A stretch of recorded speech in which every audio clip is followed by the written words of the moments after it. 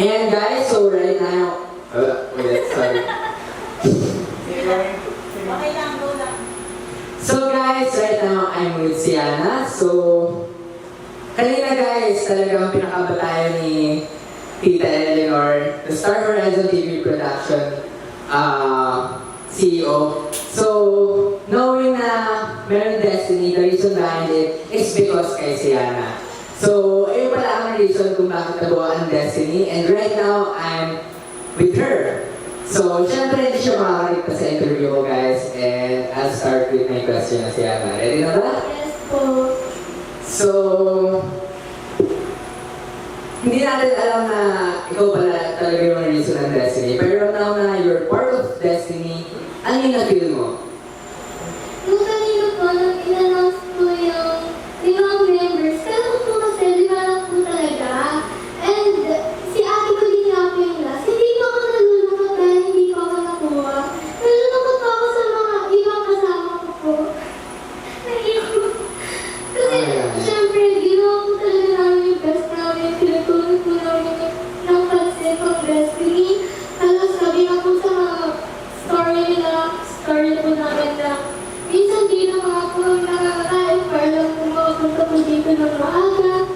So, sobrang nalungkot po ako dahil hindi nga din po nakuha yung iba. And nung tinawag po ako ni Ma'am Eleanor, ulit-ulit po sinasabi na hindi na po ako kasama. Parang, ano po, parang bumiwalay na po yung puso ko sa akin. Hindi ko alam, sakay pa naman. Bakit naman ganun? Pero sobrang proud po ako nung tinawag ko yung ibang yun. And syempre proud din po ako sa mga hindi na kasama. Kaya nung sinabi po, kasama po ako, grabe po talaga yung iyak ko. Kasi hindi ko po akalain. Kala po, wala na po talaga ako.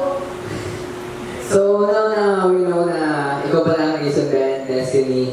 Talagang, we're so proud of you. Siyempre ako din, I'm so proud of you kasi kailangan na kita noon pa. And, ayun. Let's proceed to my next question, Siana.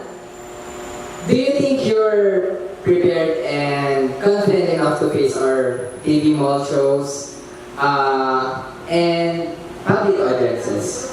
So, syempre po dapat po maging confident po talaga kami, ako po.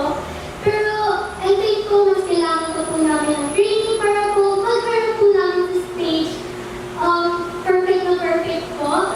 And ayaw po namin mabigo po yung mga fans po namin and yung mga supporters po. Friends po. So, ayun.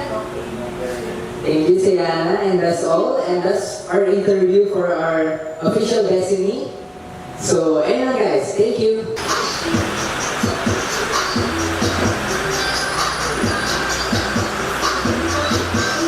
Ready?